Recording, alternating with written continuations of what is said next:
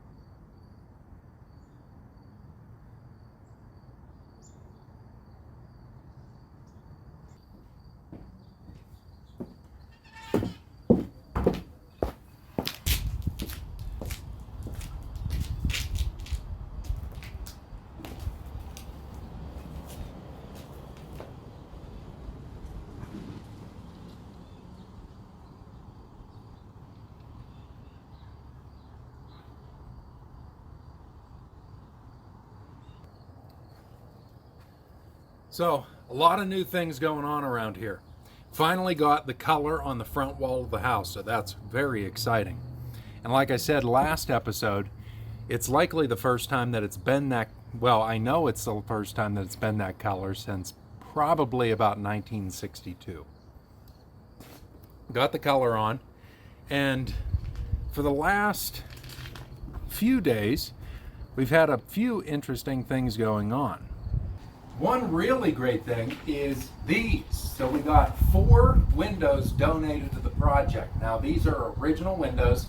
I just happened to be coming home one night and one of my neighbors salvaged these out of one of the houses. A really big deal because now I don't have to make 4 of these units.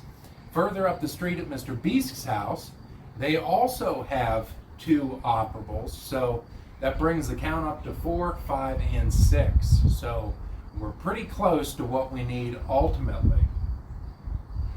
So what we'll be doing here shortly is pulling these apart, taking them all apart, sanding them back down to bare wood, gluing them all back together, just restoration of original units. It's a heck of a lot easier to start with something already rather than build them entirely from scratch. The paint here on the front wall, finally done. I actually ran into an issue when I was finishing up the primer. It ended up taking 3 coats. Everywhere that I had burned through original paint all the way down to wood, because it's cedar, became a problem, and it kept wanting to bleed on me. So it ended up taking 3 coats of a special primer that really did a good job ultimately. Still need to do 1 more coat on top of this. This is just the first coat, but I'm going to wait to do the second coat all at the same time. So then I won't have any color fade between the weeks and stuff as I do each wall. Other things going on around here that are very exciting. Finally got all the upholstery on the sofa. It's fantastic to have this complete. And we're still waiting for the carpet, but for the most part, the living room is done. The sofa itself is pretty simple. Really just 2 tapered cushions with a large cushion for the bottom. Everything's built out of 2x6 and 2x4 dimensional lumber with bent metal straps on the back. So nothing that's terribly expensive or unusual. I did slats for the bottom, and what that did was allow the actual sofa cushion itself to breathe. And then it sits on peg legs. So overall, a very simple design with a lot of impact. These are just bent 1 1/4 steel bar stock, really simple, bolted through. They allow enough spring that the unit is comfortable. It flexes with your body, and that's important in sofa and chair design. It's pretty neat.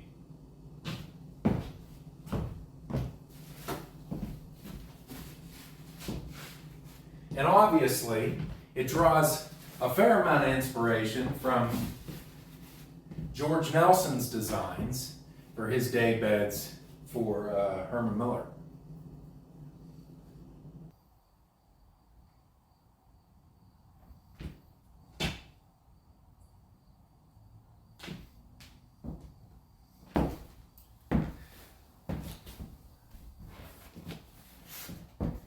So, aside from all that, there's been a few other things going on. I'm the president of Docomomo, Colorado. It's essentially the Modernism Club of Colorado, and we focus on old modern architecture. In this past week, we had our big annual fundraiser where we do a whole modernism series of talks and tours in order to raise funds for our club throughout the year to continue to do events, programming, and things like that. Of course, our club is across the whole state, and it's a lot of fun. We've got monthly programming. We do monthly meetings with a speaker. We'll go on field trips. We'll do tours throughout the year. So we have a blast, and it's really a community of folks that are interested in architecture just like this. I'd encourage you to go check out our website, which I'll include in the description below. Certainly, if you're in Colorado or definitely the Denver area, we'd love to have you at a meeting.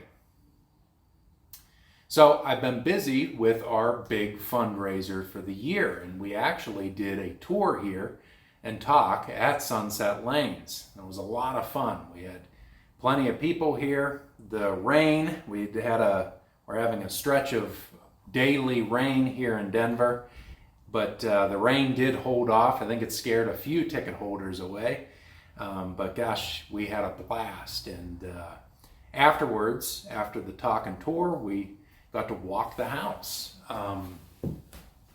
and that included cocktails. We did a cocktail happy hour, and gosh, I think I had to push the last guests out at around midnight. So a lot going on with those. We also did a talk and tour of Apple Blossom Lane at the top of the hill here just this past Sunday. That was also a lot of fun. The Arapahoe Acres walk.